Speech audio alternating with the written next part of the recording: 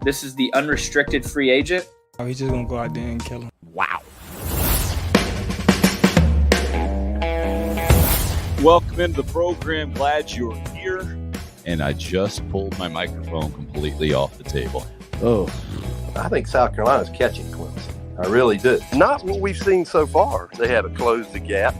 Defense, I'm going to tell you right now, they're nasty. They're going to be nasty all year. You know, I want to repent and apologize. I haven't really seen that. When you see black and white and you're calling it purple, I got problems with that. And LC, I told you, it's all about the deer talk. How about that for a start?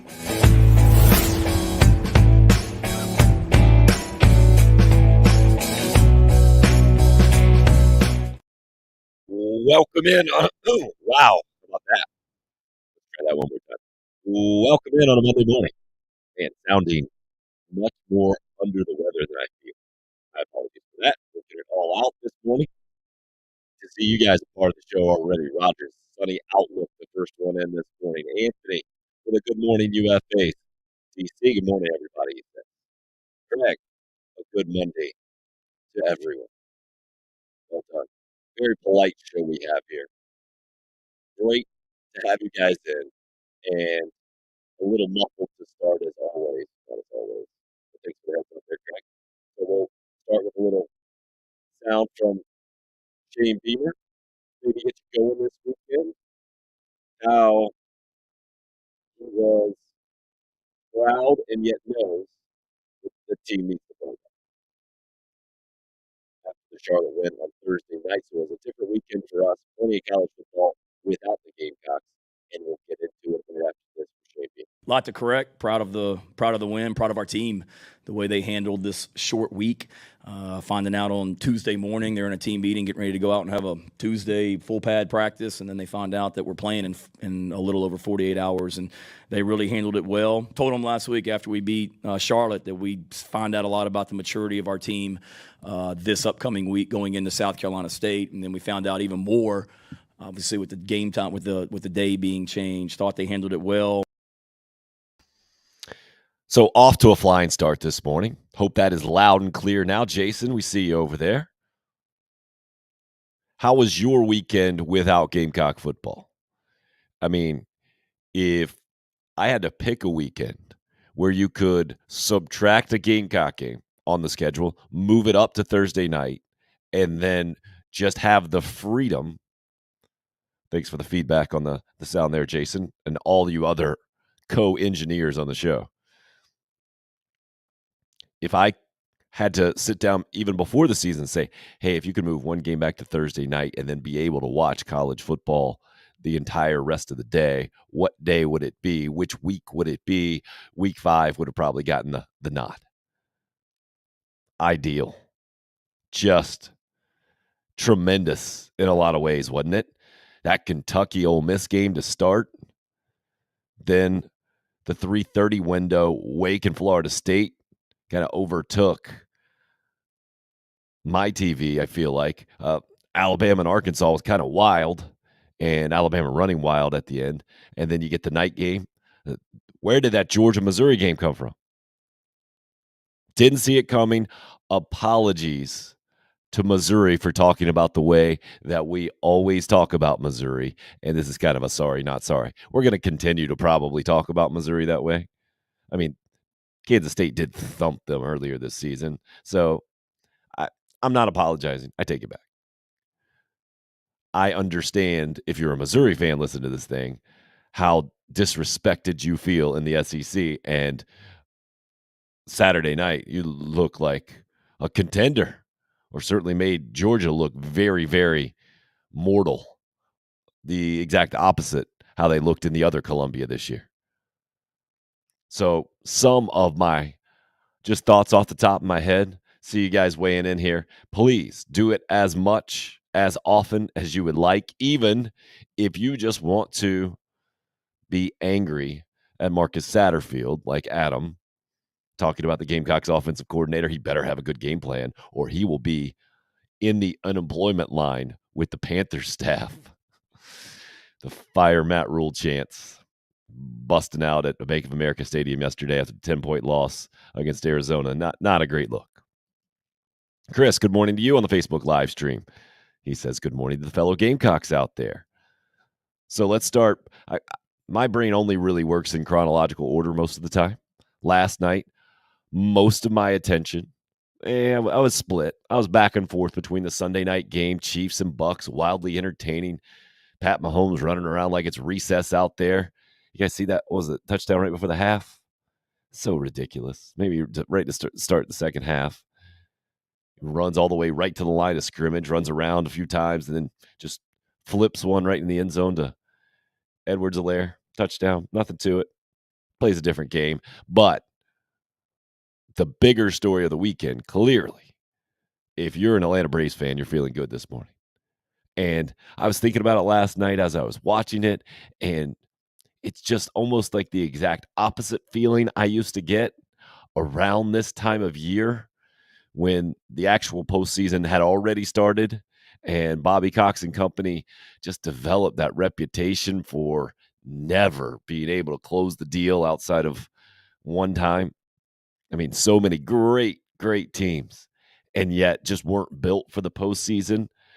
Somehow it seems like Brian Snitker has and you got to give the general manager, Alex Anthopoulos, a bunch of credit as well.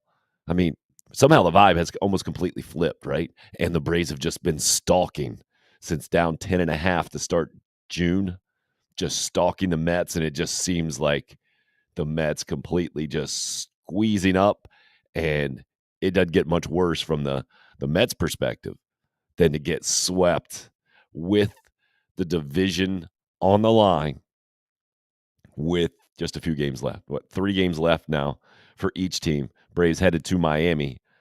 Magic number 1. Mets lose once, Braves win once. Either one.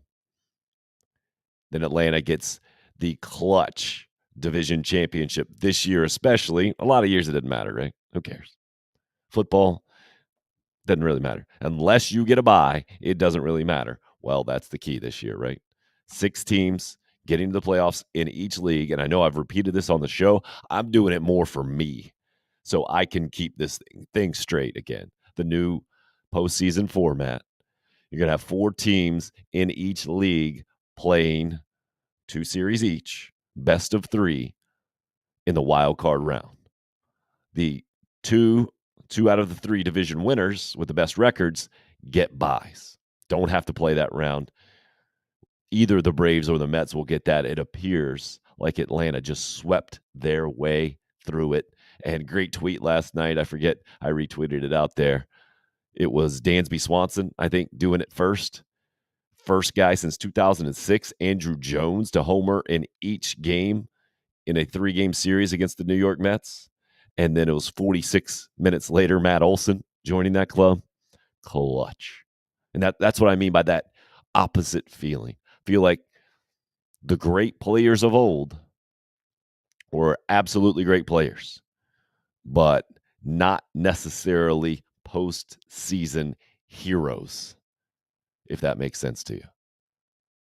I know it wasn't postseason this weekend. It certainly felt like it, though. Did you guys? I also retweeted a video from my buddy Ryan Clary, who does radio up in Spartanburg. He was there. Oh, I think it was after maybe Darno's 2 RBI single to put the Braves back on top, 4-3. The chop, the chance, going at Truist Field, crazy.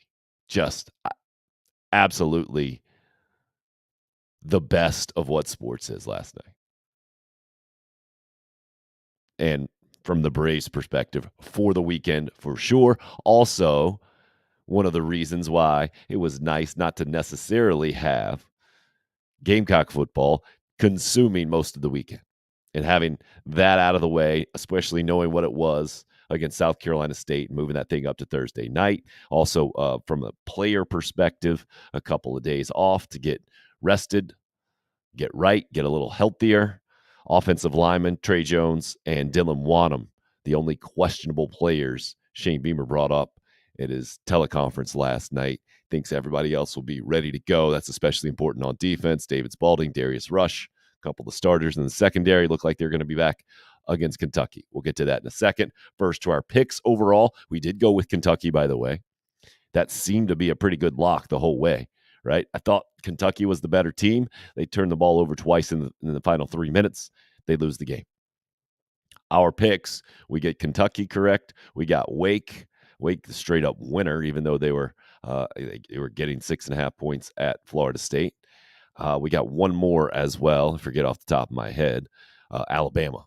That late Alabama pick turned out to be smart. It looked like it wasn't going to be smart when Bryce Young goes down. Arkansas comes back, scores 23 in a row after being down 28-0. And then I think it was 28 more from Alabama, maybe 21 more, something. It was a crazy game of streaks, basketball like in Fayetteville over the weekend.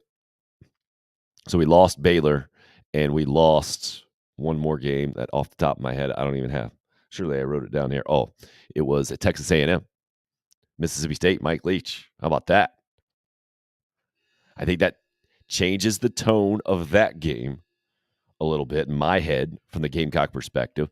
Also, the Missouri game has certainly changed in tone as well. If we're going chronological order, let's go back and got to give Clemson credit for what they did. The home environment was top-notch. If DJ Uiagalelei didn't play top-notch, he was really close. A couple of touchdowns on the ground, making good decisions. I think the touchdown to interception ratio is like 11-1 now. He only threw 9 last year and had 10 interceptions, I think it was, something like that. He is playing like a different guy. He's playing like the guy he needed to play like, or maybe he's playing like what Clemson needs to get anywhere close to what they used to be. He's not Deshaun Watson. He's not Trevor Lawrence right now, but he's playing a lot closer to those guys than certainly what you saw last year. Got to give him credit. I get it. I think that was a fumble that Shipley had as well. A little bit hard to understand. I get it. Gamecock fans didn't enjoy that at all. And speaking of that, Carolina 10.5-point dogs. I've seen it, I guess, as high as 12, maybe 12.5. I'm going 10.5 right now. At Kentucky, Saturday night. Kentucky drops from 7-13 after losing that game at Ole Miss. What are you guys thinking this morning? Let's see.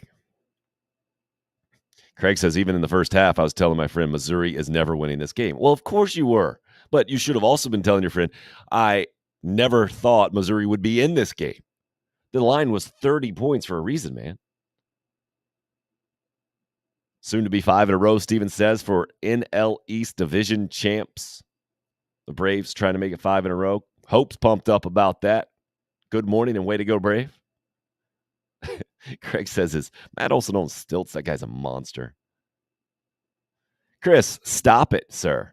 Stop it. We went 4-1, 3-2, and 3-2 on the unrestricted free agent picks. How is that a downward trend? Fake news. Get out of here, man. 10-5. You want better than 10-5? Find another show. But get out of here. Steven says if the Gamecocks can find a way to beat Texas A&M this year, Jimbo's seat will get extremely hot. It already, depending on where and what you read, it might already be that, right? You lose to Appalachian State at Texas A&M, that's a big problem. But you lose for a second straight year to Mike Leach. You came out how you came out and poked the bear. And now you got Alabama this week. Did you guys see that? Well, let's keep going chronologically first, if we can. Well, how about this? Tide run over the Razorbacks, like I mentioned, and the Dogs escape out in Columbia, Missouri. So that gives Alabama the top spot back. The Tide number 1, Georgia slipping to number 2. Mentioned Mike Leach. Huge win against the Aggies. Now 10-4 all time. Afterwards, I thought it was, no, maybe he's 9-4 overall. And afterwards, he's like, I thought I was 10-3. I need to edit that. And A&M losing their second game already with Alabama coming to town. And also That's what I wanted to bring up, right? Alabama and Texas A&M this week. I think it opened as a 20-point spread. We pointed to this coming week in the preseason because of the Mark Stoops stupid sunglasses comment and the whole thing. Said, oh, this is going to be a little extra something. And Kansas is hosting College Game Day this week. Kansas football. Lance Leipold and company. Again, it helped that Iowa State's kicker didn't seem to have much of a clue. But they get the win, 14-11, I think it was, over the weekend. But the story of the weekend at large in college football was a couple of coaches being sent packing, in Wisconsin firing Paul Chryst, former Pitt coach, former Wisconsin quarterback, I think he was back in the day. A guy who grew up in Madison. He spent 30-plus years there, I saw. He's got $16.4 million left on his buyout, which he might not necessarily get all of that, according to their athletic director after the game, but that's how the contract reads. But that he's done already, won 9 games last year. I think that was just the second loss this season. It was just that former Wisconsin coach Brett Bielema, who I think still, let's see, Bielema might be second all-time wins at Wisconsin behind Barry Alvarez. If he's not second, he's third. And Chryst was 1 win behind Bielema on the Wisconsin all-time wins list. And Bielema comes in as the new head coach at Illinois and thumps Wisconsin and keeps his spot on the list because Chryst is gone now. Ooh. A lot of Wisconsin people, I think, surprised by the immediacy of that. My buddy Heath Klein, I don't know if I retweeted it or not, I probably should have, mentioned how the immediacy of this kind of clues him in, and I think most of us in, on the seriousness that Wisconsin has about possibly making interim coach Jim Leonhard, guy who played in the secondary in the NFL for a long time, a permanent replacement, kind of giving him a pretty extended tryout here with Wisconsin at the end of 2022. Not a shocker here that Colorado fires former UCLA coach Karl Dorrell. Never was a good fit. Again, Gamecock fans, we'll get into this as we go. We're only 18 minutes in today. We got a 2-hour show. We got Corey Biller coming up at the 9 o'clock hour, as always. I'm trying to pace myself.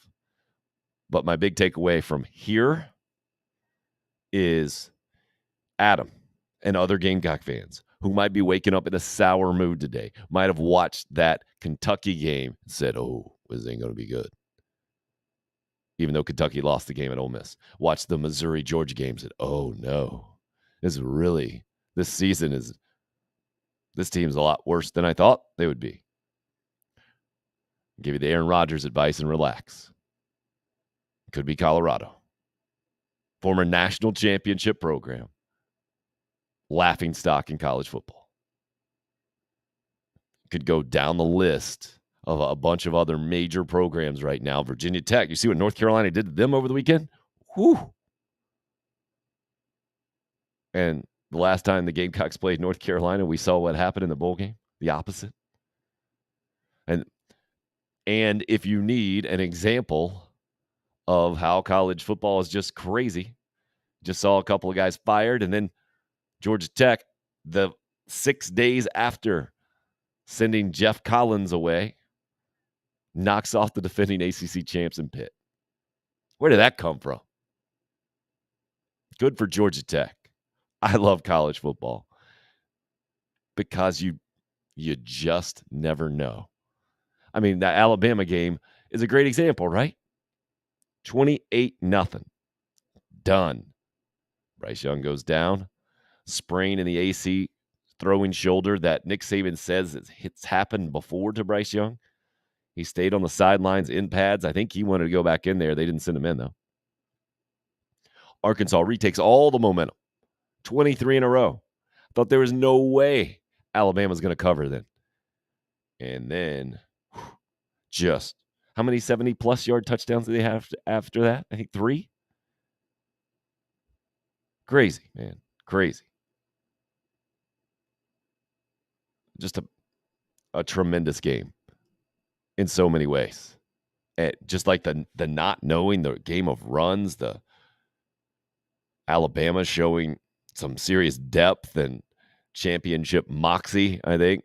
And that's why they get the number 1 spot back from Georgia, as Georgia looked as mortal as they did, as imperfect, the exact opposite as they looked at Williams-Brice. Let's get back into some of your comments.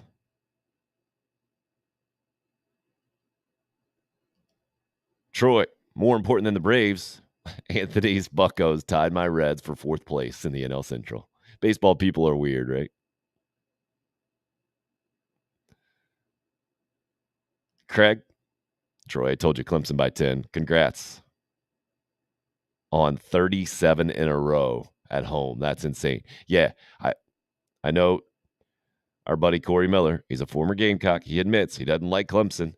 He's told us they're overrated this year. I think he continued with that sentiment on Twitter over the weekend. So I'm going to have to hold his feet to the fire a little bit today. 37 wins in a row at home is a crazy run.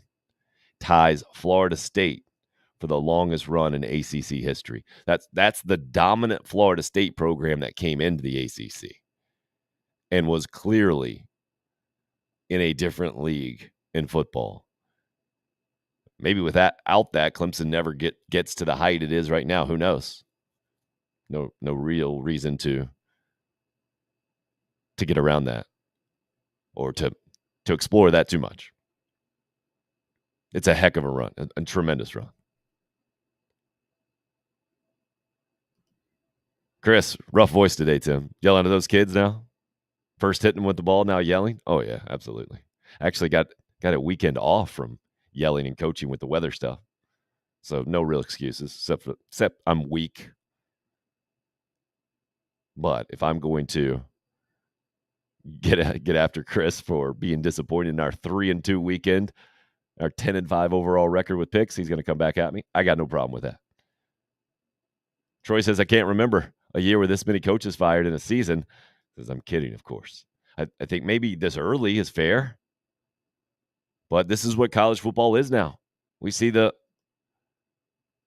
salaries attached. It's what it is. I got no problem with it. And I don't feel bad for any of these guys who get paid in a massive way to not coach. I don't feel bad. I don't want anybody to lose their job. But if you're getting paid to not do your job, not a lot of sympathy there. And if you had plenty of chances, which these guys get, and they know what they're signing up for. Let's talk more about this Kentucky game, shall we? Pause for, let's see. I got dramatic sip of coffee here, cup number 2, and still fighting off this little cold.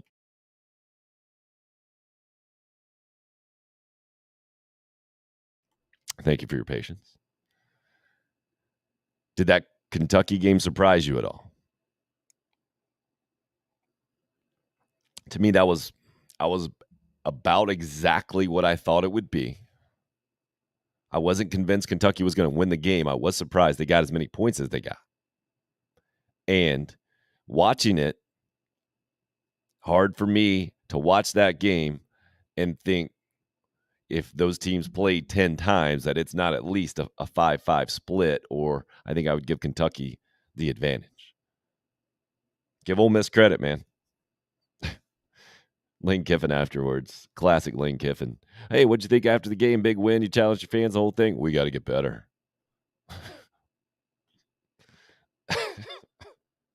That guy.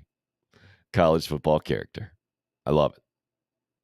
Don't love him necessarily. I love that he's part of college football. I love the spectacle of Lane Kiffin in college football and in the SEC.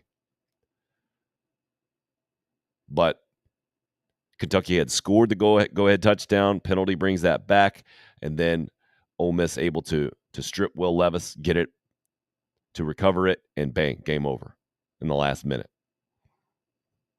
It was a wildly entertaining game. Back and forth.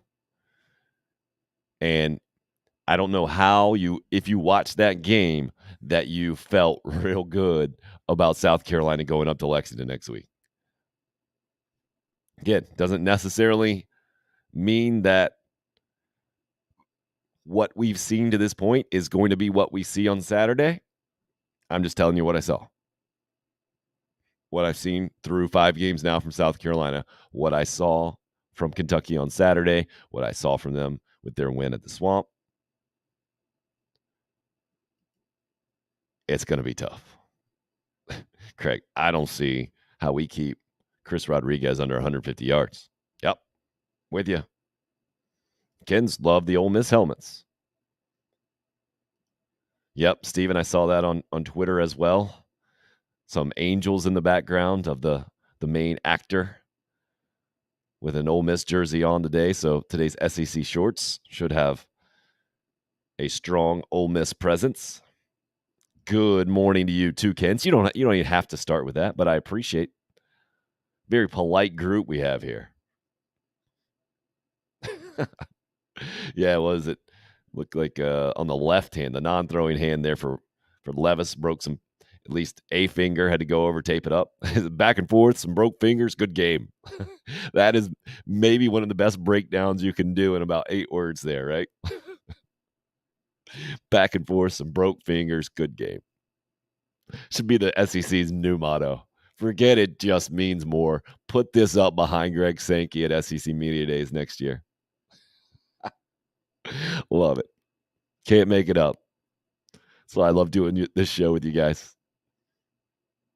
Gratuitous plug every weekday morning from 8 to 10, streaming live on Twitter, YouTube, and Facebook, video-wise, audio-wise on Podbean. I mean,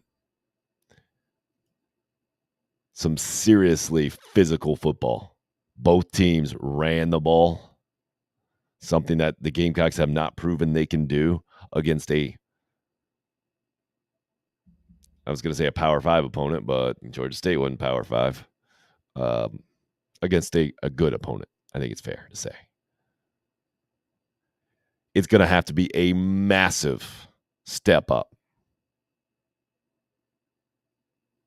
Massive step up, because Carolina couldn't run the ball in Arkansas, and we just saw what Alabama did. Probably not fair to compare your team to Alabama right now. Certainly not fair to compare. South Carolina's not anywhere in the vicinity of Alabama, so maybe a bit of an unfair comparison, but those were similar opponents. I mean, it's the same opponent.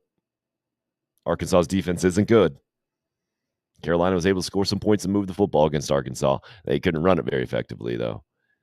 Gonna have to run the ball against Kentucky. Gonna have to find a way to stop the run for sure.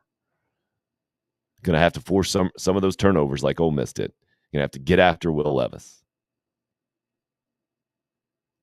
I'd look forward to this every Monday. I don't know if Troy knows he does this. He thinks in threes, I think. Or he likes to express his thoughts in threes. 3 thoughts from Saturday. Our resident Clemson fan says the Clemson D I was expecting all year finally showed up. Number 2, ACC refs stink and have for a half century. And number 3, maybe I wasn't wrong about Georgia after all. Come on, Troy. One game. But, I mean, it was an incredible game. The line was 30 for a reason, and Missouri was in control of that sucker. Man, I thought they had it. But, I mean, they were kind of like the Mets, weren't they, this year? In control the entire way, and yet the team creeping up on them. Full confidence, I think. Troy stressing maybe I wasn't wrong about Georgia. Okay, fair enough. What do you guys think about the A&M loss? To me, Mississippi State. You talk about, and to Adam's point, being bitter about Marcus Satterfield. It's on the other side of the ball. But, man, Mississippi State's defensive coordinator is probably the best example of how important a coordinator hire can be. A coordinator, just a difference maker, right? Because Mike Leach, we all know, offensive guy. He's all about the air raid. And I think it's pretty Spurrier-esque in that he's pretty hands-off on the other side of the ball. Speaking of that, I hope you guys saw it. If not, you can go check it out on my Twitter, at Tim Hill UFA. Alyssa Lang, Gamecock alum, was at Carolina's game on Thursday night, then made the trip out to Stark, Vegas there for this game. She's got a thing with Mike Leach. First 2 questions after the game about the game, especially in a win, right? Pretty standard stuff. And then it gets a little weird. I forgot what it was. It was candy corn, I think, last year. This year, Alyssa's getting married. And so she threw that out there because I think she knows that Mike Leach has put his thoughts out there. And he was more than happy to weigh in on her upcoming nuptials and giving her the advice to elope and to stop talking about it, and saying every female in her family was just going to harass her until this thing was done. And he said that he offered $10,000 to each of his kids to not have an actual formal wedding, to go and elope. I mean, only Mike Leach, man. It was amazing. And then that is a game, to me, where you can't have much more polar opposite personalities as coaches, at least from where I sit. Really easy to pull for Mike Leach. Really easy not to pull for Jimbo Fisher. Now Jimbo goes and gets Alabama, the big bear that he poked this offseason. Good luck. Knowing that they beat him last year too, A&M, right? I think I saw that spread open at 20. Alabama favored by. Then that ACC game. Big win for Wake Forest. Sam Hartman and company bouncing back. And maybe a bigger, I don't know. It's a massive win for Wake Forest for whatever reason. For multiple reasons, right? Wake Forest is kind of, are they the ACC's version of Ole Miss? To me, they are. In that, right now they've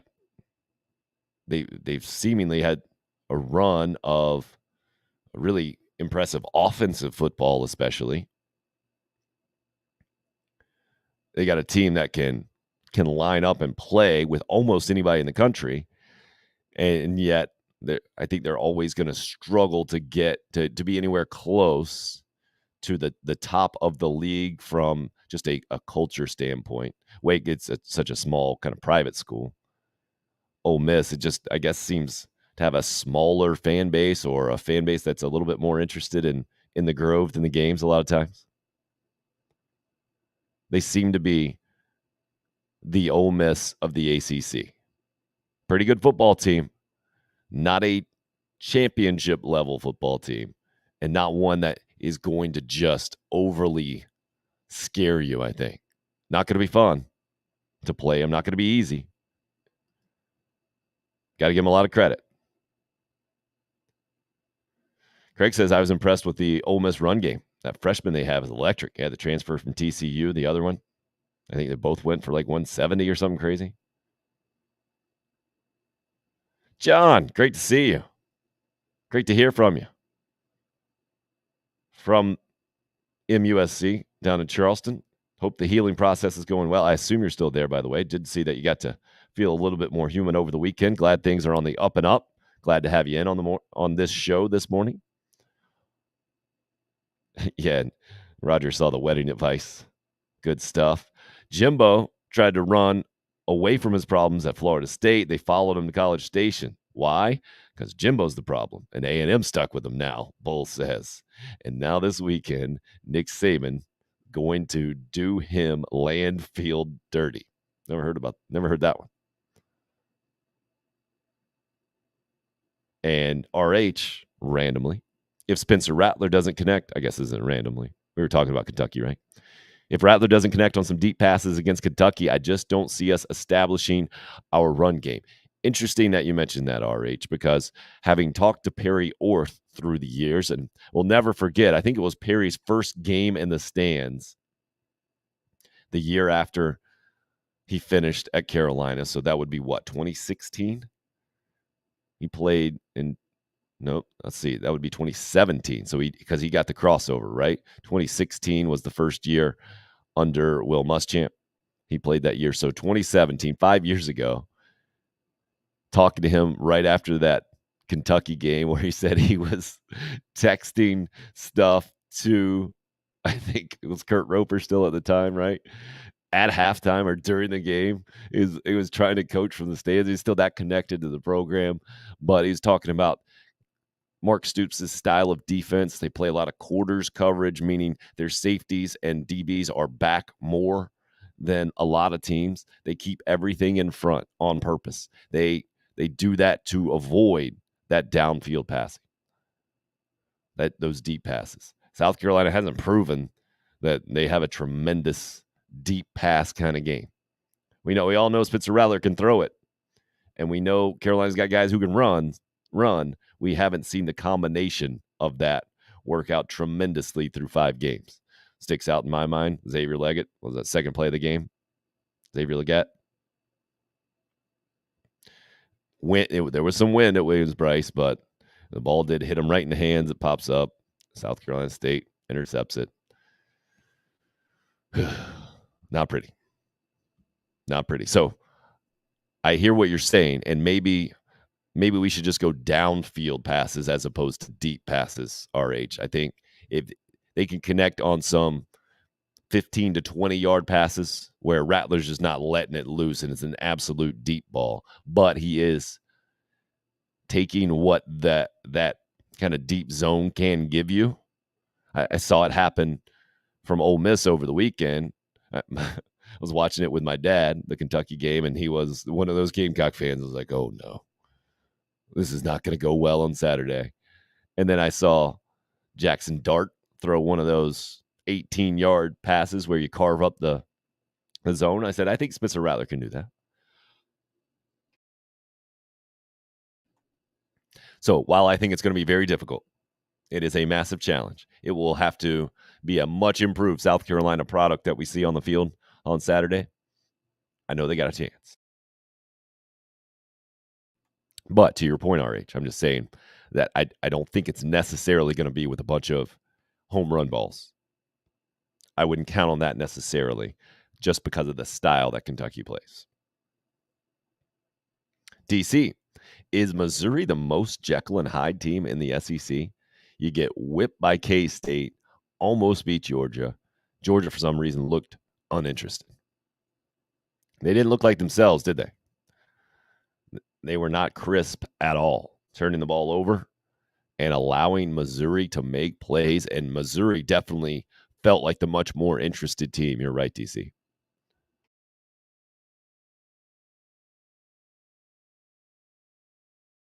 But college football, it's rare that you get 12 really, really good games.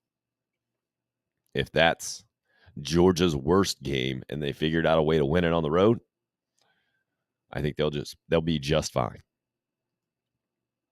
Troy says, when you lose and complain about the refs, it comes across as sour grapes, but we won by 20-something. 10. And I'm still complaining. They were terrible. Well done, sir. And Roger says, looks like A&M will end up 8-4 again, as usual. Always overrated at the beginning. They always come back to earth. Well, not 2 seasons ago, Roger, right? They just lost 1 game. That COVID year, right outside the college football playoff. They might have lost 2. I might be wrong on that. But I remember they were, 5th or 6th is where they finished, I think, in the rankings, or at least they were right outside of that college football playoff bubble. And that, I think, kind of vaulted them to what we've seen the last couple of years.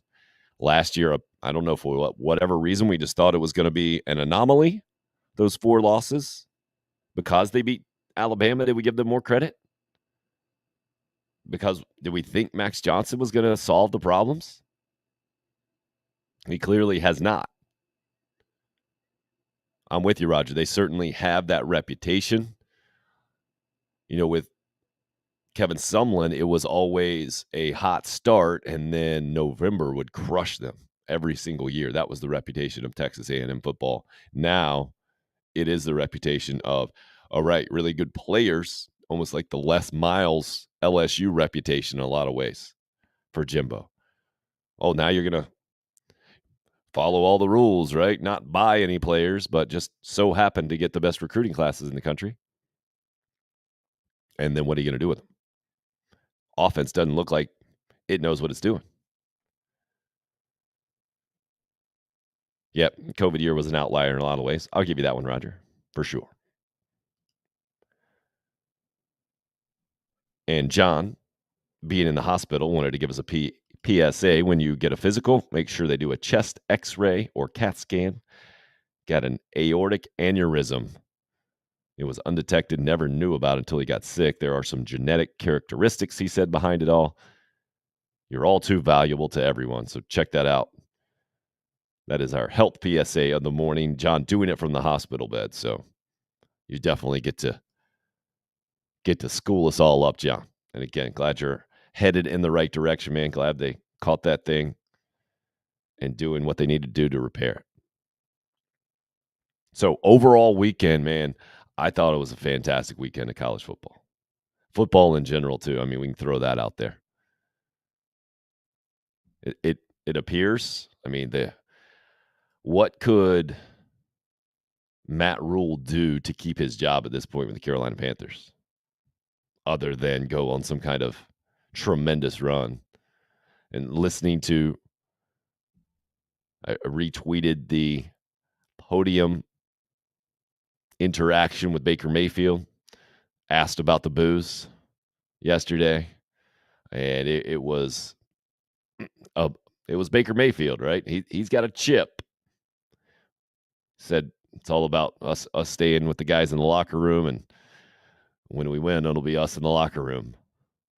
Not necessarily endearing himself to the Carolina Panther fan base, but only playing well and beating a team like Arizona, who also came in with one win over the weekend, will do that. Craig says Max Johnson isn't good at football. A&M doesn't have an elite quarterback.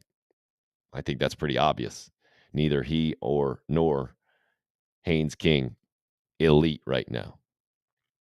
All right, back to the Carolina outlook with Kentucky, which is one of the reasons, too, that I was a big fan of moving that SC State game back to Thursday night, that we get to get into the Carolina-Kentucky stuff even more so on a Monday than we would typically if we were kind of recapping what we saw over the weekend, because that thing's is almost long gone right now, in my memory anyway. It was going to be a pretty quick turn the page because it was SC State and the disparity of talent. But even more so, and the fact that Kentucky did play such a dramatic game, it ended the way it did. Now, I think as Carolina fans, you would have preferred to have Kentucky win the game, stay at 7 in the country, maybe move up to 6 or 5 somehow. Now dropping back to 13, knowing that if they want to continue with their big goals on the season, you got to beat South Carolina at home. Bull says from the start of the game, Marcus Satterfield needs to establish the run every game, really. Basic football knowledge, open up the run, or the run opens up the passing game is what he's saying, and attack the middle of the field with Austin Stogner and Jaheim Belmore. And John says, Georgia's not 41 points better than us. We suffered from the Muschamp curse once again. They were more than 41 points better than South Carolina a couple of weeks ago. That touchdown in garbage time, I thought, made it look closer than it really was. That day they were, John. But I guess I can agree with the sentiment as a program, possibly. But there's going to have to be a lot shown in 7 games, isn't there? So I mentioned what's got to happen for Matt Rule and company. His one-time assistant offensive line coach, Marcus Satterfield, is not quite to where Matt Rule and company are right now, the Carolina Panthers. but he's not that far away either, right? Job security-wise, I'm talking about. 5 games in, you haven't seen market improvement from the Gamecock offense. I think it's fair. Now, you say they put up 50-plus points the last 2 games. I understand where you're coming from. I get it. They have certainly looked a lot better, but we all understand college football. And Charlotte and South Carolina State are not the last 7 games on the schedule this year. Carolina offensive coordinators will never be evaluated based on what they do against Charlotte and South Carolina State. Now, you had to do what Carolina did, at least in my mind, in a lot of ways. You needed that confidence builder. You needed to see Marshawn Lloyd run wild against one of those teams and improve his 55-yard career high in a game mark. And he did that. Then you needed to get Spencer Rattler going in the air a little bit more. And they did that minus those 2 Xavier Legette handoffs that go down as interceptions on Rattler's record. John, I ain't buying it. He says Georgia was motivated for our game because of Muschamp. I mean, we saw what kind of impact he had on the South Carolina program. You telling me he can have that much impact on the defending national champs against his former team and program? I don't think so. Not buying. It was the second time he did it. I know it was the first time he was back at Williams-Brice, but I really find it hard to believe Georgia was playing for Will Muschamp in that game. I think it was all about they're the defending national champs, first true road game. People were doubting them. People were doubting even after that Oregon game, which is ridiculous. Georgia could have scored 60-plus on us and held us to 0, DC says. Oh, DC coming in back salty. Craig wants to update us on recruiting. Yeah, Mazio Bennett is the guy from Greenville High, I believe, wide receiver. He's announcing on the 13th, Craig says, number 1 priority at wide receiver. He's narrowed his list down to 8. Did I see that right, Craig? And you are reminding me to be thankful that this is not a summer show. Down to 8? That's the farthest you're getting down to? That's crazy to me. John says, I think Marshawn is going to have a big game, and we're going to win against Kentucky. Marshawn Lloyd has to have a big game. I think that's what we see. But Sat needs to do a better job. No doubt about it. But, I mean, that goes hand in hand, right? We will all automatically assume Marcus Satterfield has done a better job if the Carolina offense performs well at Kentucky. So wherever you want to put the blame, right? Play calling, offensive execution from the players, scheme, game plan, whatever. Blocking, you want to put on the offensive line or blocking on the perimeter, wherever you want to lie the blame. We always simplify it afterwards, don't we? Coaches and quarterbacks get way too much credit, probably way too much blame as well. But that's where South Carolina football is.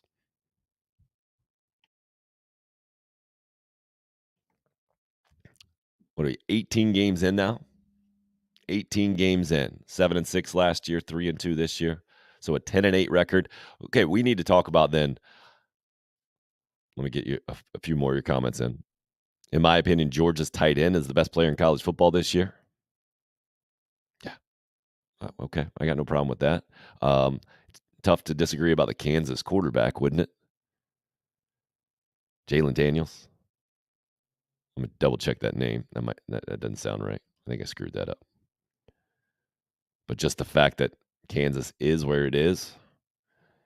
He went into the week, I'm sure, after they scored 14 points against Iowa State, probably isn't still there, but number 1 in kind of quarterback efficiency or production in a lot of categories. And now college game days at Kansas. I mean, what I think Alabama has 3 guys in the highest Heisman odds now, and like within the top 6 or something, with Bryce Young defending that.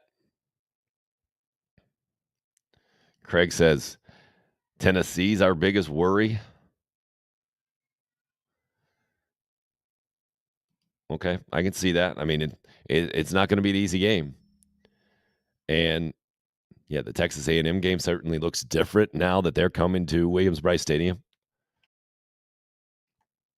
As we sit here right now, it seems like the best opportunity the Gamecocks have had to win that game in a lot of ways. I think it might have been Will Muschamp year number 2 going out to A&M, where they stayed in the game pretty good, but it didn't quite work out for them. A&M wasn't at the level, I don't think, in the early. It might have been Jimbo Fisher's first year, maybe second. They just weren't quite as good as where they are now, seemingly. No, I don't think so, RH. Says he's just talking out loud, thinking out loud. If Marcus Satterfield ends up moving on, would Shane Beamer insert Pete Limbo as offensive coordinator? I don't think that's his background. I mean, he's been the special teams coordinator at Carolina, assistant head coach, and he's been a head coach at multiple stops before, not necessarily just a play caller.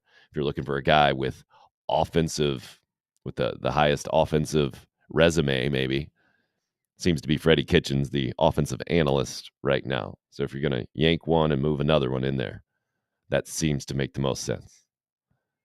But again, I don't know exactly what system Kitchens might prefer, and he is more of an NFL guy. But that was kind of the resume for Marcus Satterfield as well, at least coming from the Carolina Panthers. I know he was a longtime college guy before then, and Freddy Kitchens really isn't, to my knowledge anyway. Bull says, everybody on our schedule is our biggest worry, even Vandy, because for some reason, everybody plays us like we're Alabama or Georgia. No, that's not the case, Bull. It's just not. Like, Georgia State couldn't throw the ball against South Carolina. I didn't think Georgia State played great, and yet they kept it as competitive as they did because South Carolina didn't play very well. I mean, I think Shane Beamer would admit to you that through 5 games, what he had expected from his team, what he had hoped to see from his team, and what he's seen from his team, it's a pretty significant gap. But agreed that there are no easy games left. But I was going to tell you that before this weekend. I think what we've seen from the last 2 games from South Carolina does have to make you feel a little bit more confident than what you saw in the first 3 games. And certainly what you saw coming off Georgia. How you could have any confidence after that, no clue. But let's go back again, relatively quick perspective from last year. And maybe this will be a theme for Shane Beamer. You know, Frank Martin had that reputation. His teams always got better. The sign of a good coach, especially in college basketball, where it's all about the postseason tournament, right? That you want your team playing its best basketball at the end of the year. You got to peak at the right time, kind of thing. Football's a little different with no tournament. At least 2 games is not a tournament, right? Eventually, I guess we'll get to this 12-game playoff and maybe call it a tournament. I don't know. But it's not like the NFL. You got to be more consistent. Last year we saw, especially against Florida, Auburn, North Carolina, that Clemson game wasn't a really improved product on the field. But we saw in those other games a much better team than we saw earlier in the year. So we've seen Shane Beamer, Marcus Satterfield be able to coach up guys better towards the end of the season than we saw at the beginning of the season last year. Well, you got to remember, even Vandy in Columbia gave the Gamecocks all they could handle last year.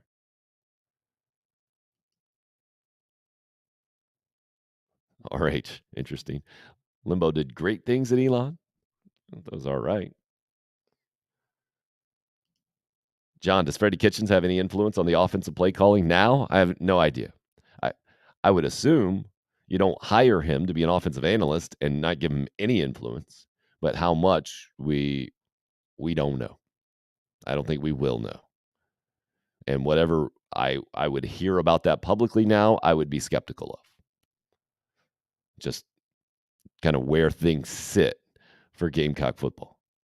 But all these questions are very fair. And again, college football just showed us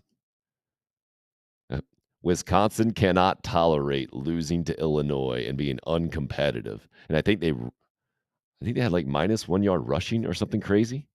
I'll check that. Even as I say that doesn't sound right at all, does it? Let's see. Because to me, that's what Wisconsin is, right? They're going to go. If you go there, you got to stop the run, and then you got to stop the run again and again. We saw South Carolina match up with them in that Capital One Bowl game, able to slow down the run. Let me double check this box score. 34-10, the final score. Wisconsin dropping to 2-3. I think I misspoke and said they've only lost 2 games this year. 2 games in conference.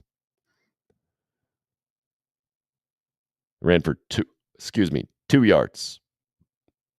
24 carries, 2 yards. 7 of those from the quarterback, so maybe not even carries. You can say at least 15 true runs, 2 yards net. Wow. And it's not like Illinois just ran all over them.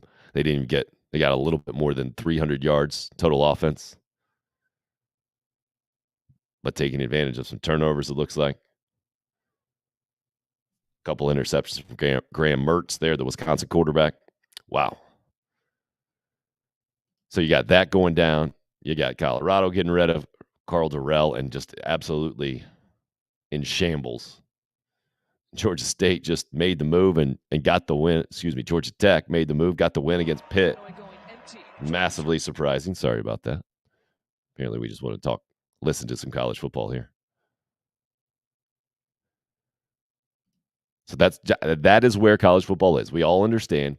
From the Gamecock perspective, what is the reputation Gamecock fans always feared isn't the right word, but always had to own was that you didn't have enough patience with your head coaches, that you would fire them too quickly, wouldn't let them get the program going. To me, that one, it doesn't make a lot of sense. I get it that used to be how it was. College football is just different now. And coaches who preach or pray for their fan bases to be patient, they don't stay at those schools very long. LSU ran for 5 yards in the second half and won. See you, Brian Harsin, Craig says. Yeah, that was a crazy game, wasn't it? 21-17 the final, I think, on the Plains. LSU coming back. I think Brian Kelly and company now jumping back in the top 25. I'm still not buying that LSU's a top 25 team, but good win for them over the weekend. And another entertaining night game that we had to go along with Clemson, NC State, not quite, I wouldn't describe as entertaining necessarily. Mississippi State and Texas A&M a little bit more entertaining maybe for me. But massively invested in the Kentucky Ole Miss game over the weekend. Did you guys come away with that more impressed with Kentucky? I don't know how you watch that game and not be impressed with what you saw and not think that Kentucky should have won the game. Again, a couple of turnovers in the last 3 minutes. They scored the go-ahead touchdown, but it was called back because of penalty. Ole Miss was able to run the football. My question to you is, does that give you any confidence from the South Carolina standpoint that you're going to be able to run the football? I would find that difficult to believe. Ole Miss was able to run the football before that game. Lane Kiffin is top 5, isn't he, in college football? Proven offensive minds. Call him whatever you want to. Play callers, coordinator, I don't care. Guru. Lane Kiffin's at the top of that list. You don't have to like him to admit that. I think you do have to admit it, though, to be fair. York, good morning to you, sir. Giving a good morning to the UFA crew. RH, I think it's a good point. Mark Stoops represents what South Carolina must do. Invest in the program and show patience. Well, first of all, they've invested in the program. Steve Spurrier made sure of that. He was very clear. You want a winner, you got to pay for it. So South Carolina has invested in the program. And I think to a degree showed patience with Will Muschamp. I think, RH, you got to be very clear here. Mark Stoops has been the right guy at Kentucky. So it's easy to say invest in the program and show patience, but you also have to have the right guy. And from what I heard from him this preseason, with him going back at John Calipari and then that comment with Shane Beamer and the whole thing, I'm not positive he's the right guy for the long term. It seems like he might not be as comfortable being the head coach at Kentucky. And you got to think other programs right now will be throwing some money at him, will have some interest. I don't know about Wisconsin, but I would think Nebraska. I know he's popped up in the Auburn conversation, assuming Brian Harsin leaves. I know that Kentucky has to be concerned about his long-term tenure based off of where he is. Let's put it that way. And so it's easy to say invest in the program and show patience. But you do that with the wrong guy, and you got nothing. It doesn't guarantee results.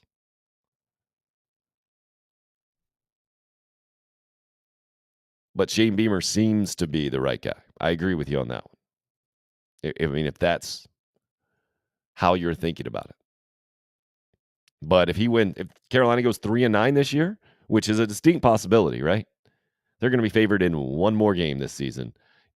I was talking about it on Friday. The conversation for me has completely flipped. I was like, well, what do you think? 5-7, 6-6, or 7-5? Thinking that Carolina would be favored against Missouri at home. Do we think that anymore? Now after the weekend? Does Vegas think that? I think we've seen Vegas be down on Carolina in a lot of ways. And RH says he's surprised that Stoops hasn't already left for a bigger program. Well, I mean, bigger programs out there. I don't know what that is exactly other than Kentucky. I get it. Kentucky's a basketball school, even though Mark Stoops doesn't want to admit it. But there's not a lot of bigger programs out there than Kentucky right now from recent history. Craig says Kentucky doesn't score a ton of points. I think the first to 28 wins Saturday. Saying that, watch them put up 45 on us. Kentucky doesn't play a style like Tennessee, for sure. They're not geared towards scoring a bunch of points. They scored 16 on Carolina last year, right? Final score 16-10 of that game at Williams-Brice. I think that's fair to say the first to 28 wins on Saturday, but sometimes those things turn into boat races and you got no idea they would have done it. Yeah, Roger. I think Carolina's going to struggle running the football and probably stopping the run Saturday night. I hope I'm wrong. It's hard to think much else going into that game, I think, based on what you've seen so far this year. But if you need to feel any better, I think you can be reassured or just look back to that last game last year. Carolina was able to contain the Kentucky run game. They held them to 16 points, man. I think we will see a similar game. Speaking of that, you need to check the over-under in that sucker. I'm guessing it's mid-40s. It's pretty low, I would think. No, the lines, the one that I saw is 10.5. I know it has been at 12.5, or some other books might have it there, anywhere between 10 and 13-ish. Wouldn't be surprised if it grows. I don't think a lot of Gamecock fans have a lot of confidence in even covering that right now. 48.5 is the line I'm seeing on ESPN.com right now. So expecting a relatively low scoring game, pretty obvious from the Gamecock perspective anyway, why. And that's why I think it was really important. It made a lot of sense in their last game on Thursday night to not just do what the offense did against Charlotte, to not just line up against SC State and try to run the ball as well as possible and do it again and again and again. You had to get some confidence going in the pass game. RL says, good morning. Listen to your Friday podcast while on my jog Sunday morning. Did you find out when the last time South Carolina scored 50 in back-to-back games? I found 95. Yeah, I think you're right, RL. I think William hit us up on that on the YouTube comments as well. I think he listened to it or watched it a little bit later. And good for you getting out on a Sunday morning jog. But again, not necessarily it's a notable stat, but I don't think it's anywhere close to a critical kind of stat, because I think you could also go back through the years and make the argument that it's the weakest back-to-back opponents Carolina has had, or certainly amongst the weakest back-to-back opponents a Gamecock schedule has had since 1995 as well. That's why you can see a combined score of 106-30, and then talk to Gamecock fans, and they're not too encouraged. But at the same time,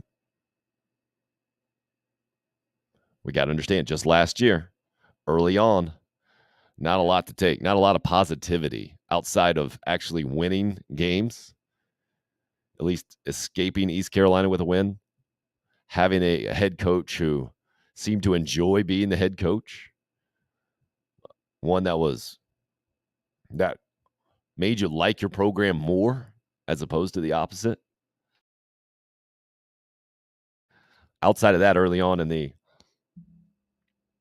tenure of Shane Beamer, not a lot to take away positively. That Tennessee game, especially first three quarters, first half, very difficult to watch from the Gamecock perspective last year, and yet it got better. So speaking of that, maybe a good time to play. One of you guys, my apologies for not remembering exactly who, talked about passing downfield on Kentucky. Here's what Shane had to say about what he saw against South Carolina State and kind of the downfield passing in general moving forward for the Gamecocks. This was after Thursday night's win against South Carolina State, 50-10, the final score. Well, there's no question about it. I mean, we're not going to be able to just run the ball and dink and dunk down the field and win football games. We've got to throw the ball down the field, and we need to continue to call it. We need to continue to take those shots, but we got to be able to hit on them as well. I thought we were better tonight. A couple of those times, Spencer would probably tell you he'd love to air it out a little bit more and let guys catch and run. Jalen Brooks made a phenomenal catch in the first half on that one where he had to go up and get it in the air, and then the one to Jaheim. I think Jaheim came up and pretty quick and got to get that. But we work on it a lot, and we've got the weapons on offense between the tight ends and the receivers in the passing game where we've got to hit those shots downfield. And the more that we're able to run the ball successfully as well will continue to help us in the passing game as well. It's kind of prophetic when you're talking about this upcoming Kentucky game. And good morning to you too, Jason. He says, getting on late. No need to apologize, sir, or explain. Good to have you. Vikings. Wow. What a win. And across the pond, I think I have to say if I have a microphone in front of my face. In London, the double doink for the Saints. Oh, brutal loss for them. Heck of a win for the Vikings. It's crazy how close things are in the NFL so consistently in a lot of ways. But what you just heard from Shane Beamer, to me, is the game against Kentucky on the offensive side of the ball. But I think it's directly related to what we're going to see defensively as well. By and large, Clayton White has shown that he can find a way for his defense to be competitive. What, Arkansas 3 quick touchdowns? It didn't look like they were going to just run all over Carolina the entire game, and then a couple of stops. Carolina's able to score some touchdowns. It's 21-16 all of a sudden. So not exactly a banner performance for the Gamecock defense in that game, watching Arkansas go on to roll to near 50 points. But he's shown me last year's game against Kentucky, a good example. Hold him to 16 points. He's shown me if he gets anywhere close to complimentary football, in that if the time of possession is not just is just absolutely dominant on the other side, that his defense most likely is going to find a way to stay in the game, to give you a chance to win. Now, there are some exceptions out there, no doubt. And that's kind of where I came into this season, that you had to narrow the gap. You had to have a lot fewer uncompetitive games in year 2 than you had in year number 1. It really does start on the road in the SEC. Well, I shouldn't say it starts there. That's really where the next step can come. And it's another reason why, along with the individual matchup, what Arkansas does well versus what Carolina does well, it didn't look good on paper going in. This one is much better. But the idea that Carolina fans had that Shane Beamer and company were going to be able to go to Fayetteville and come home with a win, and not acknowledge how massively significant that would have been, having not beaten an SEC West ranked team on the road since 2001. That's where I thought Gamecock fans were a little unrealistic. Some were unrealistic. Those expecting a win, those not expecting a 1-2 start.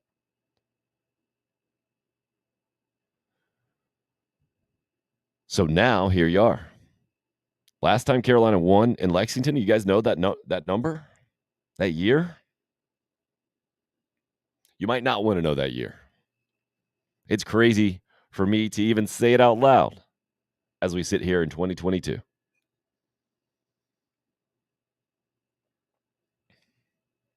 What do you guys want to guess? Or if you know it, you want to mention it in the live chat? I don't want to spoil it for you. This is another perspective type of moment for Gamecock football in 2022.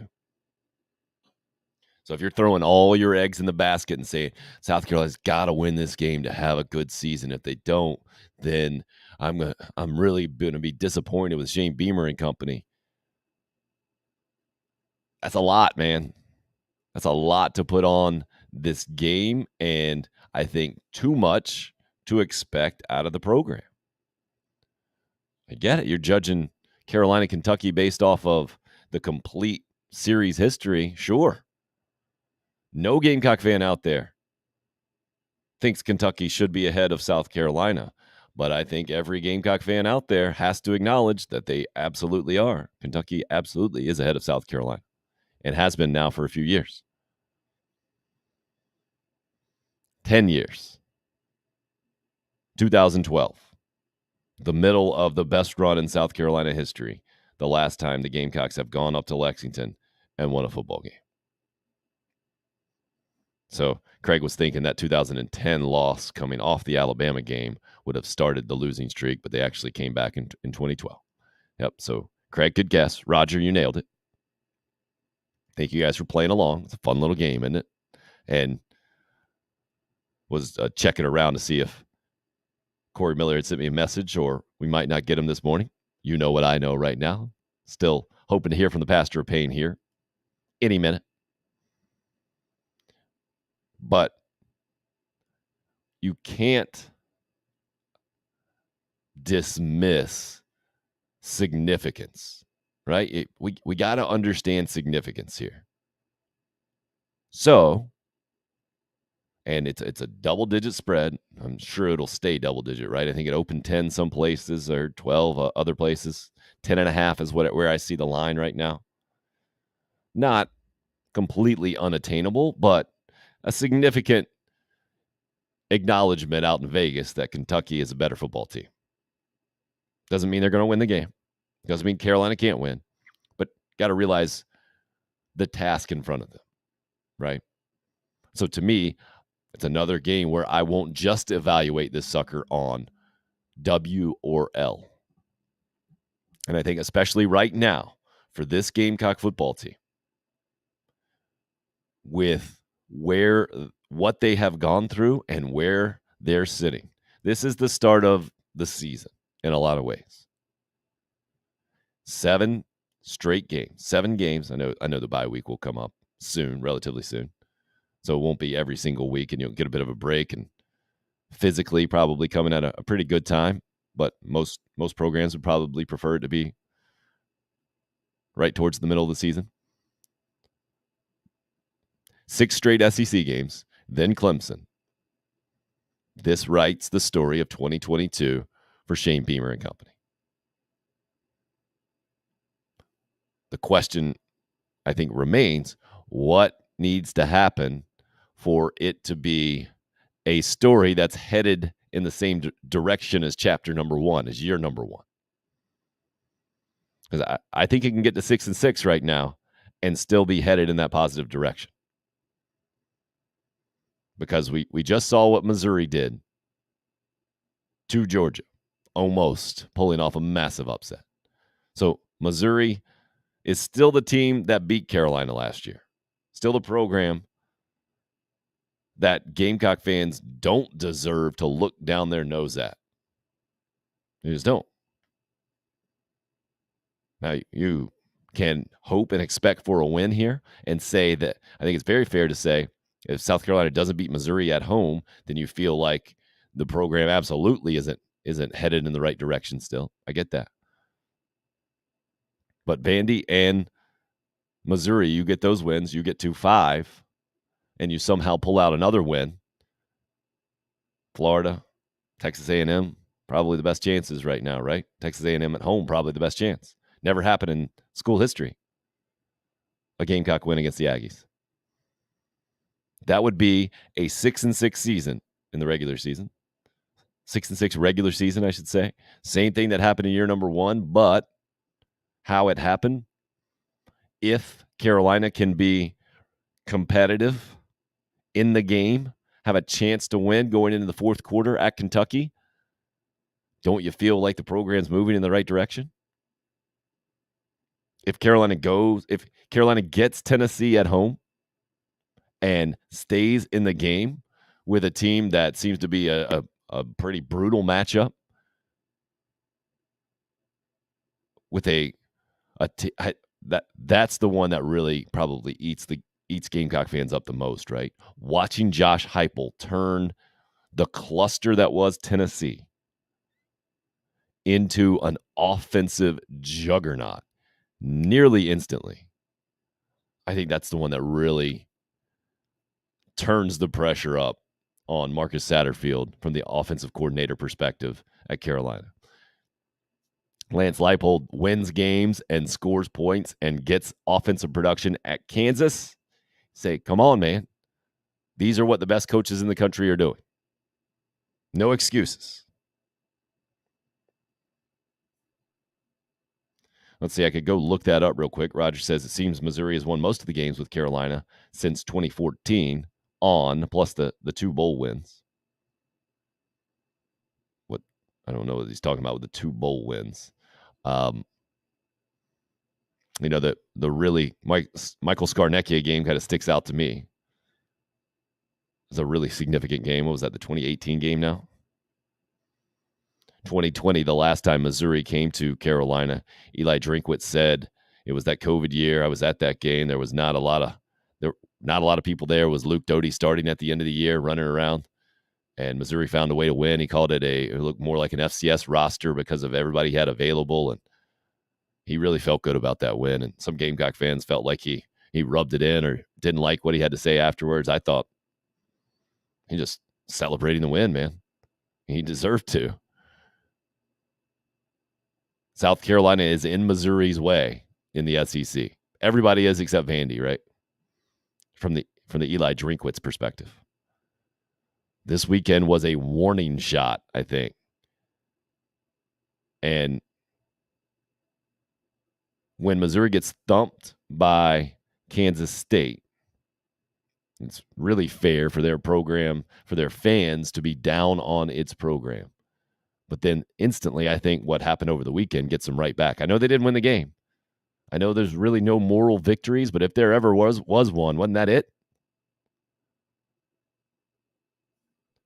Craig, interesting stat, especially that Carolina's played 5 games. We have 4 sacks in 4 games. This D-line has got to step up or we have no shot at almost anyone. Yeah. Was that a Office Space? Yeah. And Craig, please clarify. They played 5 games.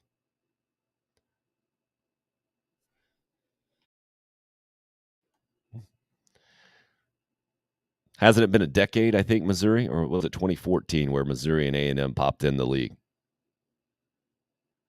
I forget when exactly, Roger. I'm pretty sure it was 2012. I want to say it's been 10 years. All a bit of a blur. My oldest child is 9. That's my excuse for the last decade being a blur. And having 3 kids now. Which, by the way, with everything canceled from a weather standpoint over the weekend, their youth sports totally dominated. Oh, the fantasy football was out of control yesterday. They want to see that thing like every second.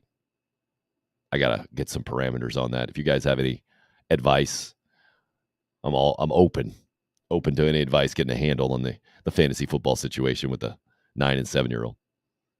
Their big activity yesterday was creating their own teams for each NFL organization based off of college players who played in the area of the NFL organization.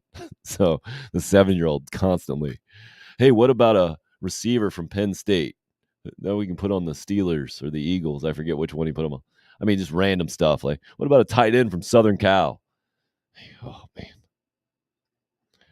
It's awesome. Don't get me wrong. But the 57th time it happens.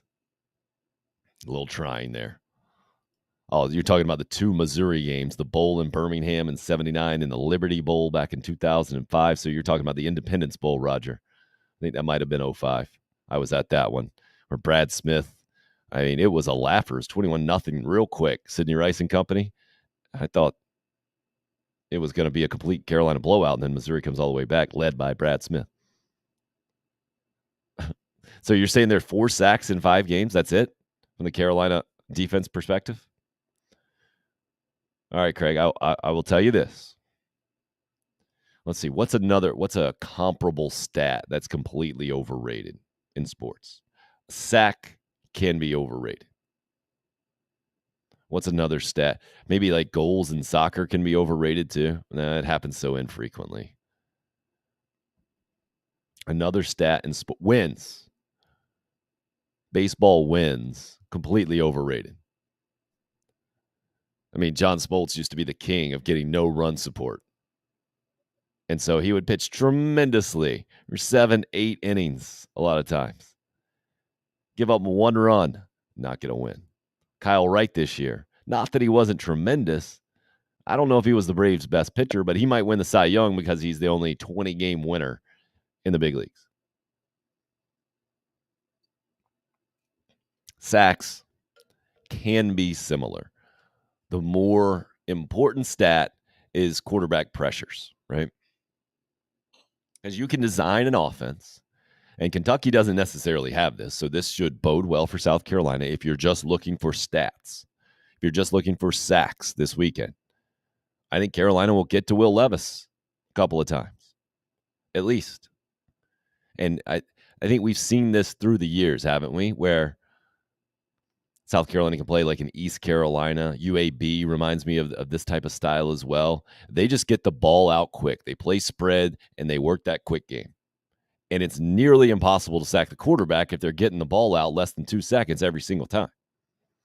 So you have to adjust the way that you view defensive success against them.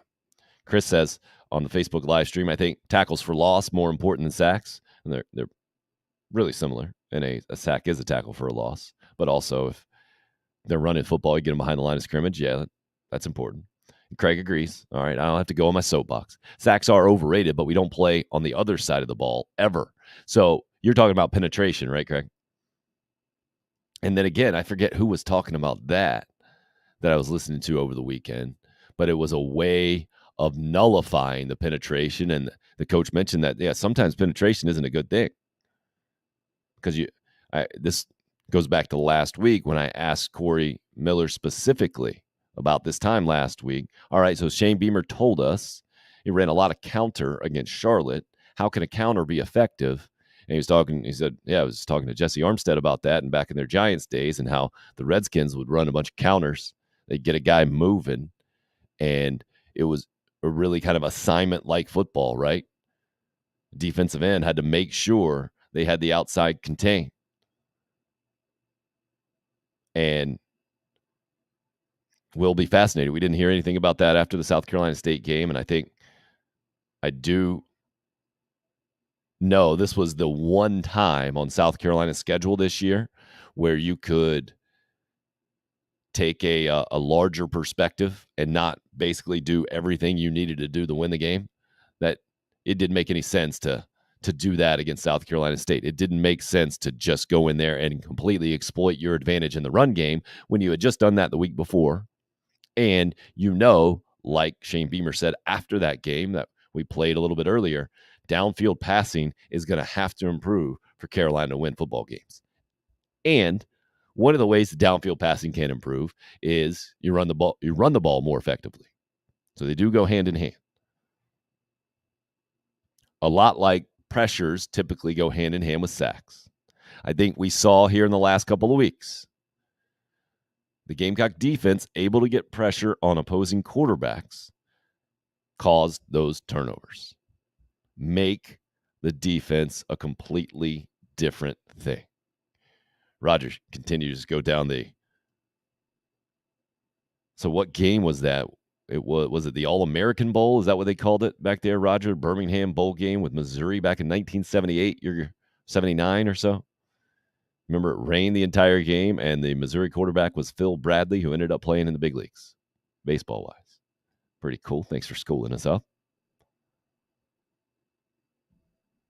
But let's get back on task here with Kentucky. Craig says Kentucky's best runs came on a simple pitch play. We got to set the edge and push Rodriguez back inside. Yeah, to me, and again, Corey Miller was breaking down just defending the counter, talking about how the end and the linebacker kind of have to work in conjunction. Got to have their assignments fit those runs and do it consistently. That's what this game comes down to, isn't it, Craig? You can rip on the sack numbers, clearly. And Carolina wasn't a good sack team last year either. I'm not trying to tell you they have the next Jadeveon Clowney out on the edge. But I think we're going to learn everything you need to know about this next 7-game stretch in this game. If South Carolina can't do what you said, set the edge and push Rodriguez back inside, knowing that's what Kentucky's going to do, and they're not going to be too tricky about it, doesn't seem like, right? I mean, they don't get in the eye like Georgia did under Mike Bobo and say, here we come, big boys, stop it if you can. It's not quite like that, but it certainly isn't Ole Miss and a bunch of spread, and then they attack you in all kinds of ways offensively. I don't think it's that either. I think it's much closer to what Georgia used to be than anything Lincoln Riley-esque or Lane Kiffin-esque these days. And you're right, Craig. Carolina will have to set the edge and limit Chris Rodriguez and keep Kentucky from getting all the momentum in their run game. that you saw Arkansas get, right? I mean, Arkansas, and you knew that going in for the Gamecock defense. You knew that's what Arkansas was going to do, and you couldn't stop it. So if that happens, thank you, sir. Hall of Fame Bowl back in 1979. Roger, schooling us up. But you saw it against Arkansas. Now you say go on first road game. Arkansas is one of the best in the country at doing that. You can acknowledge that and explain that, right? But if you can't do it, if you can't stop it against Kentucky, knowing that's what they really want to do. And to me, that's why it's hard to evaluate Will Levis in a lot of ways, because Kentucky does run the ball so effectively. Well, how much credit then do I give Levis for being able to throw the football pretty well? Or how much credit should I give the impact that the run game has on Kentucky being able to have some open guys? And give Kentucky credit. You saw it on Saturday against Ole Miss. They've replaced Wan'Dale Robinson. They got guys who are going to make plays in the pass game. They've got what Carolina really hasn't shown to this point, right? And you heard Shane Beamer talking about weapons. And I got to the point before the SC State game. Don't want to hear about weapons anymore from Beamer or Satterfield. You can't keep talking about weapons if you don't have a potent offense. Because then how are we to come to any other conclusion than you actually don't have any weapons on offense, or you're just a bad coach? It's one or the other, right? If you're not using the weapons, then you're a bad coach. And if you want to be more like Jimbo Fisher and say the plays are there, they're just not making them. Well, Jimbo does have a bit of a track record being an offensive guy. He does have a national championship on the resume. He can throw his players under the bus in a different way, I think, than Shane Beamer and Marcus Satterfield can. Or when he does that, it is perceived a little differently. Now, not great by any stretch of the imagination. Again, easy for me to pull against Jimbo Fisher, or not pull for him, might be the better way to put it. That's a good example why. But I understand how you can get there, having covered Steve Spurrier forever. I understand how successful offensive coaches can come to that conclusion and say, hey, man, I've made the exact same calls before. You guys got to make the plays. So somewhere in the middle, I think, is where South Carolina's offense enters this Kentucky game, right? I think they do have playmakers. But how good the South Carolina offensive weapons are versus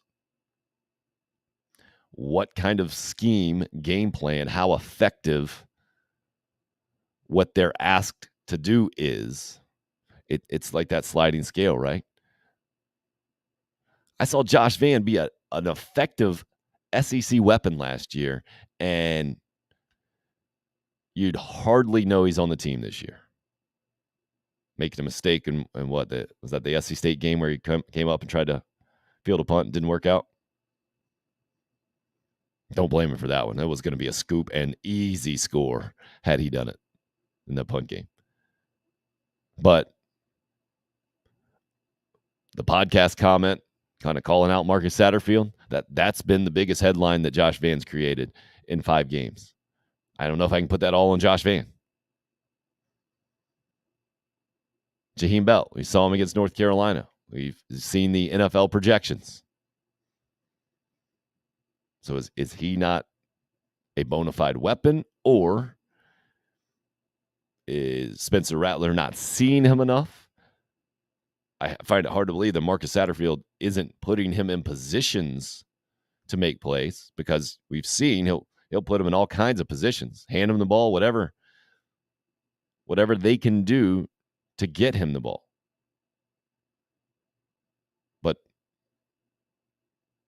ultimately, it doesn't matter, right? That's the coordinator's job, to coordinate all these things, to take the talent, to take what you have, the weapons, and then put them in the right places, make the play calls in the right order to move the football down the field consistently. And Carolina hasn't done that, by and large. I know they're coming off of 250-plus point game performances. If the coaching staff at all tries to use that as ammunition to balance out any sort of criticism, then that would be a big miss. That would be really the first time I think Shane Beamer would not have his kind of pulse on the program and understand the perspective that his fan base has. Because Shane, again, has the unique background of being here when Steve Spurrier was here, was kind of seeing in front of his eyes the metamorphosis, the evolution of the Gamecock fan base of what Steve Spurrier demanded compared to previous coaches. And so I think he knows as well as anybody. Now, Marcus Satterfield wasn't there. I get his buddy Matt Rule is going through some stuff up in Charlotte. Certainly he's been questioned. I think only reasonably so in his tenure at Carolina. And like we said, man, this is college football 2022. Paul Chryst, tremendous coaching reputation, won 9 games last year, 3 losses this year, fired 5 games in. Carl Durrell, kind of a different story, right? Hasn't won a game. I don't know if they've been even close at Colorado this year. Complete dumpster fire. You got to cut bait. You got to end that thing. Jeff Collins was at Georgia Tech week after he's gone. Next game, they beat Pitt. Clearly something was holding them back. And let's also be very clear, no one's expecting Georgia Tech to go on a run now. But massive win for that program. Brian Harsin holding on by a string at Auburn. Who knows how long that lasts? I think they got another tough one this week. I mean, it is SEC football, right? So that's kind of how it goes. Yeah, they got Georgia this week. I would think that's the only reason why Brian Harsin has a job. We're Express Employment Professionals. How about that? We'll get the commercials in on the show. Sorry about that. As I was scrolling through my scores here, or my matchups. It's the 3:30 game this Saturday. That just seems cruel, doesn't it? If you're Auburn, you don't bring in an interim coach, or you don't make a move the week before the Georgia game. You just don't. You guys see that spread's right at 30, 29.5. I think, don't we all assume that the Brian Harsin tenure will be over after this weekend? Let's see what Auburn gets after that. Just for kicks. They are sitting at 3-2 this year, but their wins are against Mercer, San Jose State, and a 3-point win against Mizzou. That Missouri fumbled out of the end zone. So they're at Georgia, at Ole Miss after that, so maybe not. Maybe you don't do that. Then you got Arkansas at home. You're at Mississippi State. There's not a good time, right? There just isn't.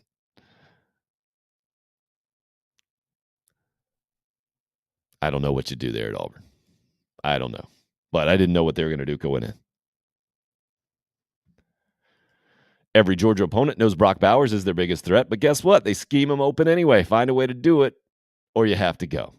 Craig, comparing South Carolina to Georgia right now is a bit unfair. I know Corey Miller did that as well, said, no, he thinks Jaheim Bell is better than Brock Bowers. I get that.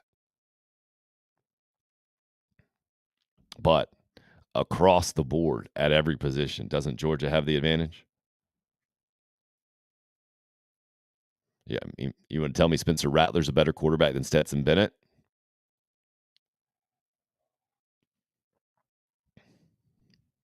Okay, I guess. And I know Georgia's coming off an unimpressive performance, but the college resume ain't close.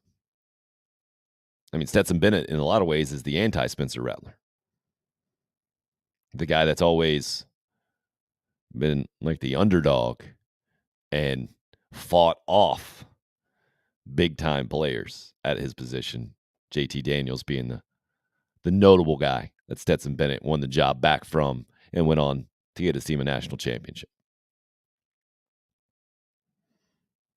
He's a guy that's not thought to be the most talented guy, the scrappy, hard-nosed, game manager type, but guy who will come up with a play when you need it. But I get the frustration, Craig. Absolutely, I do. Don't get me wrong there.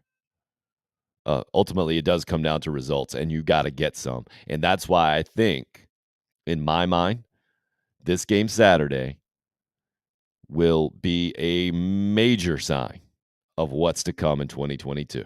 Because I get the frustration. I get the maybe frustration is not even the right word. And disappointment, I think, is too strong. What's the right word?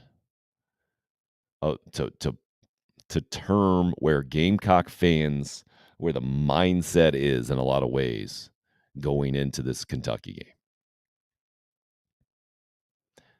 Lack of excitement pops in my head. Again, not the phrase I'm looking for. Disgruntlement is not quite it. I'll keep thinking about it. But I get it, is what I'm trying to say. If you're a Gamecock fan and you're not pleased, if you're not overly encouraged, discouraged might be the right word. Discouraged. There hasn't been a whole lot to be encouraged about seeing a program continuing to progress, offensively especially,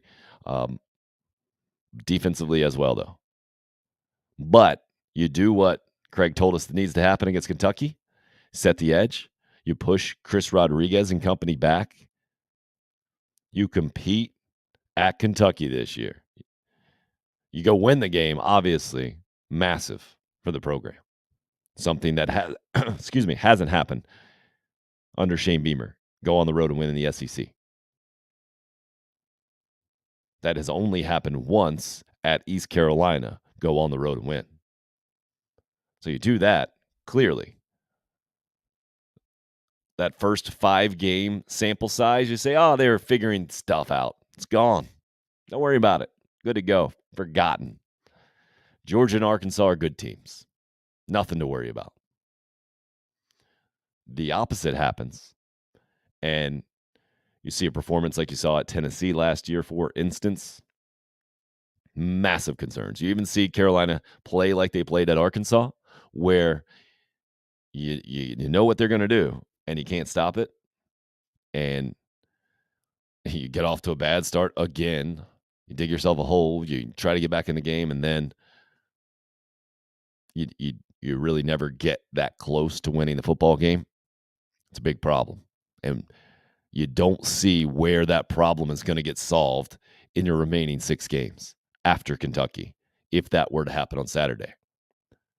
But if South Carolina can go in and limit what Kentucky wants to do, at least contain it, and then do some things offensively that they want to do, that they need to do, to run the ball relatively consistently, to get some of those outside weapons the football relatively consistently, then I think you have encouragement as a Gamecock fan.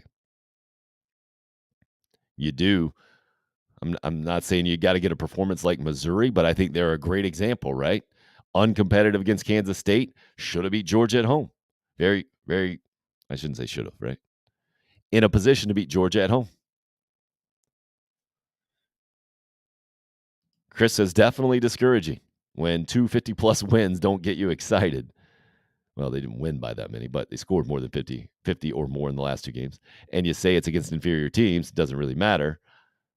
Frustration bordering on disappointing. Craig says, I think we feel like the rug's been pulled out from under us. The defensive line was going to be a major strong point, and this offense was going to be so much better than last year with all the weapons. We're waiting. I think that's fair. And I think this week going to show a lot, right? I probably say that every week. But this week especially, what Carolina, Kentucky has been recently. 10.5-point dogs. And how would you feel about that, by the way? I wouldn't feel comfortable about a Carolina cover right now. Speaking of that, 3-2 over the weekend again. Not bad for the UFA picks. Up to 10-5 overall.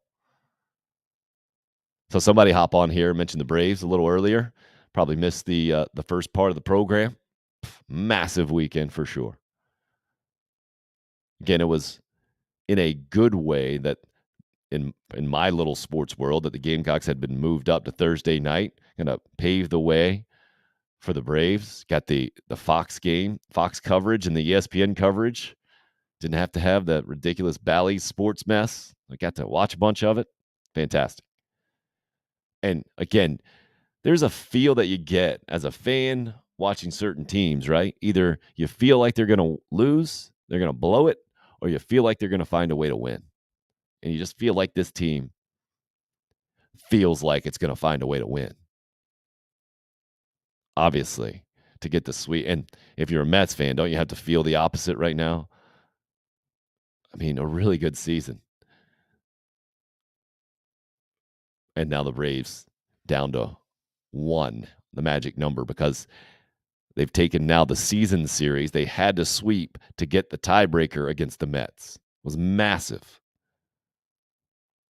Because if the two teams ended up in a tie, it would have been the head-to-head series record that would have decided who would get the bye in the playoffs, who wouldn't have to play in this best-of-3 wildcard round, which I don't know if you can – we might all be thinking it's way more important than it actually will be, and maybe you want to keep playing and you want to keep the momentum going and the whole thing, but it seems like from the baseball standpoint and setting up the pitching and already having played 162 games, it seems to be the recipe to win a World Series would not include that best-of-3 wildcard round.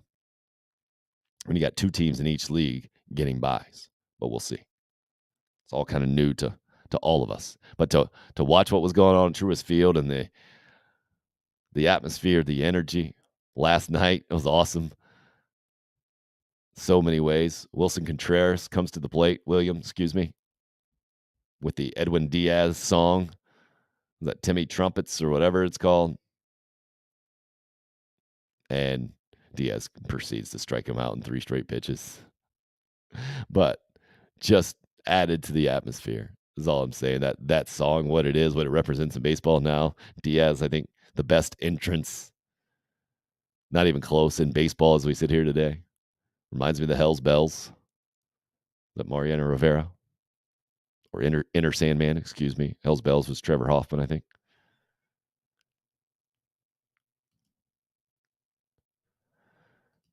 Bull on the Gamecocks. 240-plus wins against lower opponents. Don't get you excited or feeling better. Remember the loss to the Citadel and find some joy. So you're saying that Gamecock fans should be feeling better about it because it's easy to forget that loss to the Citadel. Find some joy. Okay, I think that's fair, Bull. But also, you can understand some frustration, right? I'm with you overall. I think Gamecock fans are riding that roller coaster of emotions and down too much right now.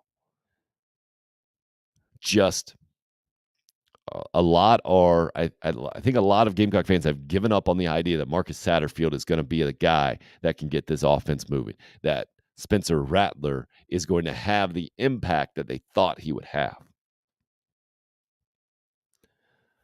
I think Roger's exactly right. It's a critical game. A crossroads game. BW simply says we're going to learn a lot about this team next Saturday. No doubt about it. And I think we already know about Kentucky, right? I think that's another reason why we're saying this. One of the reasons why we're saying we're going to learn a lot about Carolina is because this is year number 2 in Shane Beamer, in the Shane Beamer era. Mark Stoops has the identity solidified at Kentucky. I think we would all be shocked if Kentucky doesn't come out and play well, if they don't have a good environment coming off the loss, knowing the importance, knowing, I think, where they hold the South Carolina program. I don't know if they could enjoy it much more being ahead of a program on the SEC totem pole than they are right now over South Carolina. There, you got to go rungs, right? Maybe the Tennessee program being above them the last several years might enjoy that a little bit more than South Carolina, but they enjoy this one too now, and they should, absolutely should. Oh, Chris is hearing the 2-year-old in the background. My apologies. Been a rough weekend with the 2-year-old. He's at that place where he's talking about, I guess he's 2.5-ish now, and I think when you hit a half, they go through some stuff. He's going through some stuff. Awesome at times, being able to hear a lot of talking. The tantrum's not so awesome. Thanks for hanging with us there, Chris. I'll let him know he made an appearance on the show today. I think this line, I've seen it at 12.5 other places. I'm guessing it's going to settle right under 14. What do you guys think? I don't think it gets in the single digits at all. I think the money continues to flow Kentucky's way. I saw where Kentucky was the most bet college football game. That was the where the most money was in college football, percentage-wise, was on Kentucky plus 6.5 at Ole Miss. That paid off over the weekend. So just an example of how people feel about Kentucky football right now. And again, I think that can work in South Carolina's favor in a lot of ways if they play well and do what has to be done. Do what a good SEC football team does. You take away what the other team does best, and you do what you do best. I think if South Carolina does those two things, Gamecock fans can feel good about the rest of the season, no matter the outcome. You take away what Kentucky does best, run the football. And obviously you don't have to take it away completely, but you limit it. You don't let that beat you, be the number one factor. And then you do what you do best on offense, which we still don't know, right? I would think it would be Spencer Rattler throwing the ball down the field. Exactly, Chris. They're gonna have to stop the run, no doubt. And from that standpoint, the Carolina defensive ends and the linebackers are going to have to play like they haven't played. I think it got exposed against Arkansas. Kentucky's got that video. Carolina does as well, though. What can you do to make sure that doesn't happen again? That's the challenge for defensive coordinator Clayton White. That's the challenge for those players on the edge. Jordan Birch, Gilbert Edmond. Game time for this week, Craig, 7:30. Prime time. If you're looking for announcers, I haven't seen them specifically. If you're really big into the announcing crew. Actually, I think it's the SEC Network game, so should be Tom Hart, Jordan Rogers, and that crew. Cole Kubelik on the sidelines.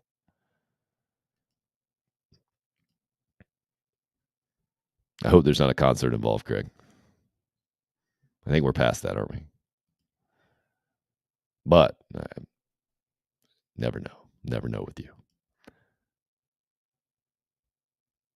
So overall, going to be another tremendous game, another tremendous weekend, I think, of college football. Maybe not quite what we got. And then the Missouri-Georgia game, I feel like, kind of flipped the weekend on its head in a lot of ways. That one became a game. Nobody saw that one coming. I think Missouri fans probably the last to see that one coming. That should give Gamecock fans, I think, some reason to believe or to feel good that it can still happen. It's a possibility, man.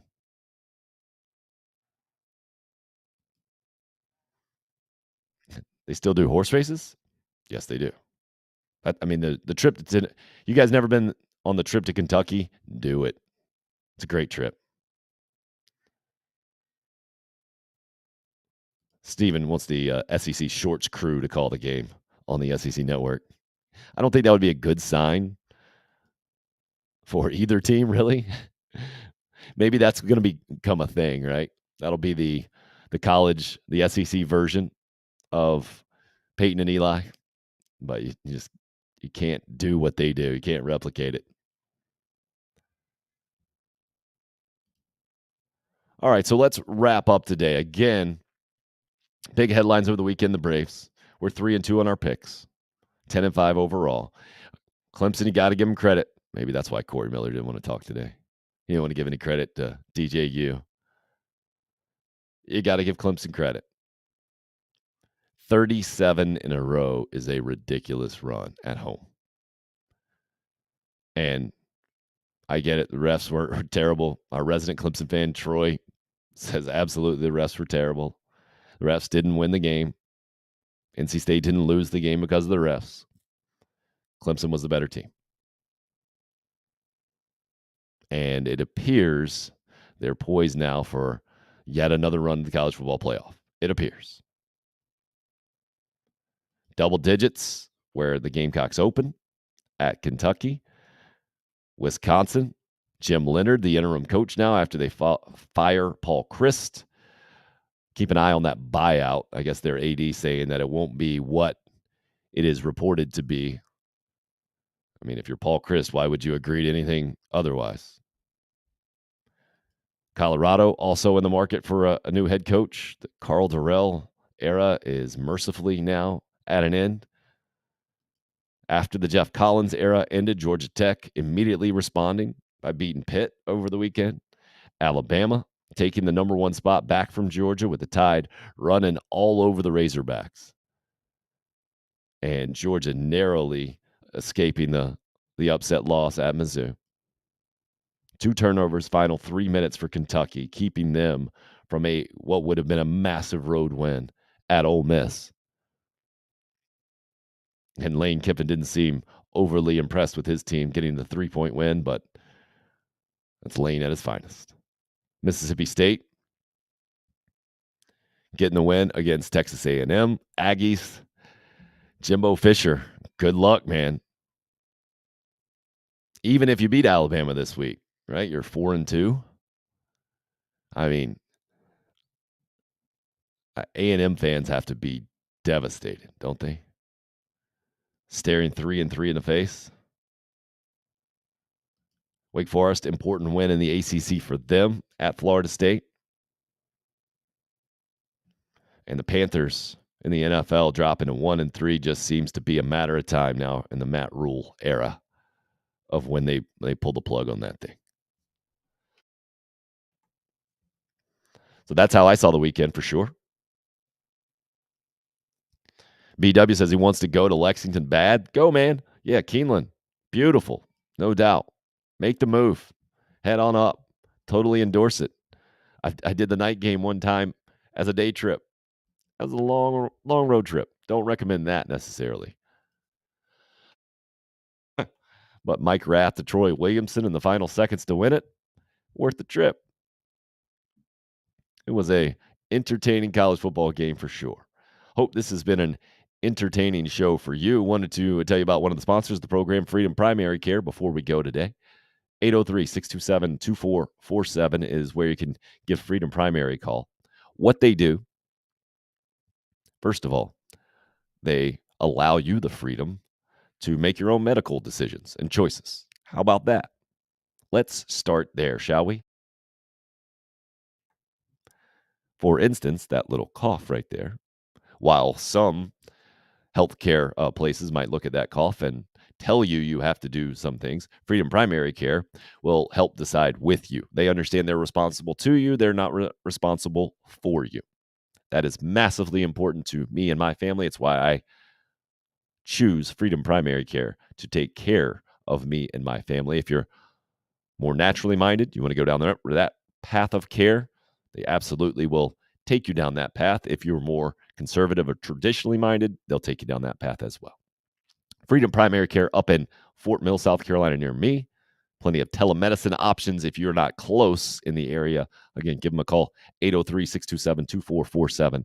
to check them out. That's Freedom Primary Care. Appreciate them supporting the show. Appreciate you guys supporting the show as well, especially the patients today with the voice that's sounding a lot worse than I feel. On the back end of this thing, we're over it. Ready to hit the cruise control on the season now. 7 games left, 6 straight in the SEC for the Gamecocks, starting with Kentucky. Chris says, have a good one, Tim. Fellow Gamecocks, go Cox and go Cowboys. Cowboys look good. Got to work this weekend, BW says. Getting me all choked up, so you can't go to Lexington. All right, one of these days, maybe 2 years. Roger, enjoyed it as always. Have a good Monday. Unlike Carolina, get off to a good start. Great words of wisdom to leave us with. Thanks for checking out the October 3rd edition. Tim Hill, unrestricted free agent.